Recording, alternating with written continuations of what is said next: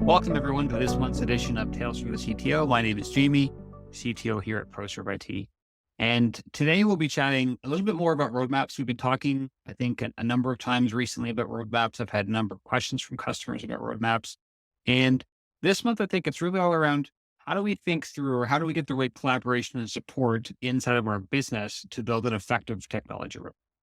So I'm not going to spend too much time kind of walking through how we think of technology here at ProServeIt and how we like to put things into metaphors and use, let's call it a house as an analogy. We'll assume that I think is general understanding to a certain extent. Once we get a sense for our framework or how we want to envision technology, our opportunity is to figure out how do we transition this into a roadmap. And you're going to see here on this roadmap, and these are all just sample blocks, obviously not representative of anything in particular, but when we look at this, you're going to see there are a number of elements of our business that are encapsulated by IT. We have insights and automation, we have productivity, we have security, we have our departmental applications. We've got a number of investments that we need to make as a business, or a number of considerations we need to take when we think through the strategy. And whomever is accountable for IT inside of your business, or if you are the CEO, for example, thinking through how do I build a strategy that encompasses all of these elements that are typical here, we have three things that I think is really important to think through. So first and foremost, it's how do we help create a partnership inside of the business such that the entire executive team, the entire leadership team, whomever is relevant, understands that technology is a priority, right? And not only that it's a priority, how do we work with those people to solve these technology problems? I think, there was a point in time when IT would dictate the rest of the business saying, here are the tools that you are going to use to do your job, right? And IT would do an IT project and off that would go.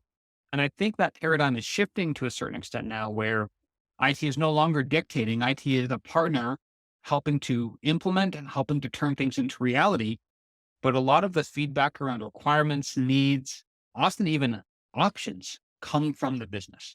So it's truly important that, those stakeholders that you're working with internally, even if you ultimately have authority to make these decisions, that they are a participant at the table, that you jointly work together to solve these problems, because that is really going to help that once you've made these decisions, you've got buy-in, you've got commitment, we have alignment, and actually the people that are going to use these tools are all on the same page that these are the right tools, they're going to add value, and it's worth the effort to deploy them, right?